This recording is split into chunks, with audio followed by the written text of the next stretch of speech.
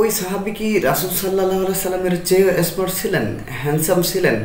তিনি কি মর্যাদার দিক থেকেও কি রাসূলের চেয়ে বেশি?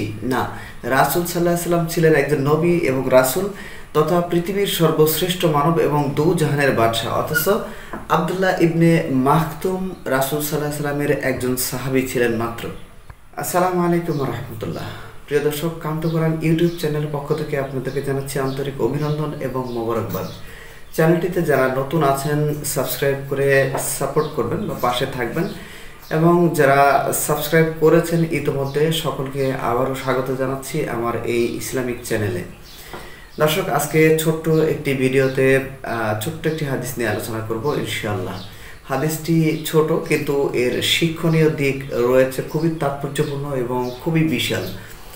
রাসূল সাল্লাল্লাহু আলাইহি সাল্লাম একদিন তার দুজন স্ত্রী নিয়ে ঘরে বসেছিলেন বা গল্প করছিলেন। এমতো অবস্থায় দরজায় কড়া নাড়ল বা দরজায় কেউ একজন আঘাত করলো। রাসূল সাল্লাল্লাহু আলাইহি সাল্লাম যথারীতি গিয়ে দেখলেন আসলে কে এসছে। গিয়ে দেখলেন রাসূল সাল্লাল্লাহু আলাইহি সাল্লামের একজন সাহাবী, অন্ধ সাহাবী আব্দুল্লাহ ইবনে মাখতুম, তিনি আসলেন। রাসূল সাল্লাল্লাহু আলাইহি সাল্লাম তখন তার দুজন স্ত্রী যারা সামনে ছিলেন তাদেরকে বললেন, তোমরা পর্দার আড়ালে যাও। দুজন স্ত্রী এক বাক্যে রাসূল সাল্লাল্লাহু আলাইহি সাল্লামকে উত্তর দিলেন যে হে আল্লাহ রাসূল, উনি তো অন্ধ সাহাবী। আল্লাহ রাসূল তখন বললেন, উনি অন্ধ কিন্তু তোমরা অন্ধ নও।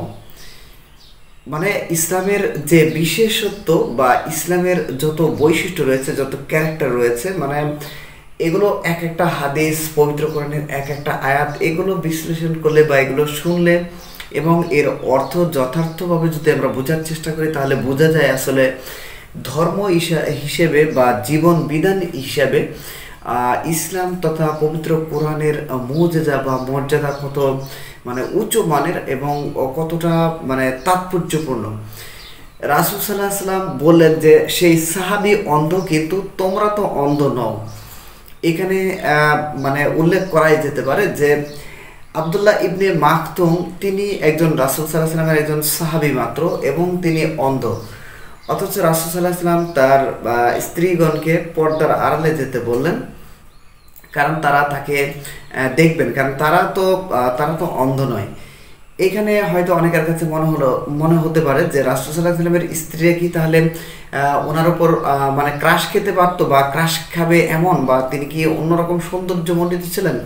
নাউজুবিল্লাহ, আল্লাহ মাফ করুক। এখানে গুরুত্বপূর্ণ বিষয় হলো যে ইসলামের বিধান অর্থাৎ শরিয়ার বিধান। আব্দুল্লাহ ইবনে মাখতুম রাসূল সাল্লাল্লাহু আলাইহি সাল্লামের চেয়ে হ্যান্ডসাম বা স্মার্ট ছিলেন না বা সুদর্শন ছিলেন না। ইভেন রাসূল সাল্লাল্লাহু আলাইহি সাল্লাম হলো দু জাহানের বাদশাহ এবং পৃথিবীর সবচেয়ে স্মার্ট, সবচেয়ে হ্যান্ডসাম পুরুষ এবং পৃথিবীর সবচেয়ে সর্বশ্রেষ্ঠ মানব রাসূল সাল্লাল্লাহু আলাইহি সাল্লাম। তার স্ত্রী হয়ে কোনো সাহাবীর উপর মানে ক্রাশ খাবে বা কোনো সাহাবীকে দেখলে আকৃষ্ট হবে এমনটা ভাবা যেমন অসম্ভব, এমনটা বাস্তবে হওয়া সেটা অসম্ভব।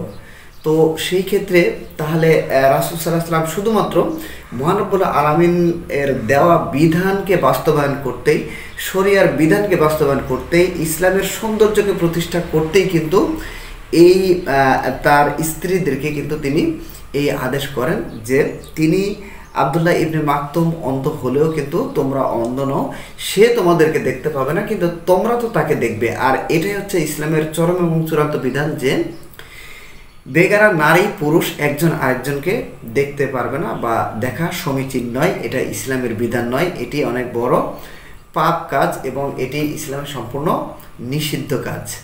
তো দর্শক, আশা করি এই ছোট্ট একটি হাদিস এবং এই হাদিস কিন্তু ছোট্ট একটি গল্প এবং শিক্ষণীয় গল্প। এই হাদিসটি দ্বারা আমাদের দৈনন্দিন জীবনে যে শিক্ষা পেয়েছি সেটা বাস্তবায়ন করার মতো তৌফিক মহানবুল আলামিন দান করুক, সেই কামনা করছি। আসসালামু আলাইকুম ওয়া রাহমাতুল্লাহি ওয়া বারাকাতুহু।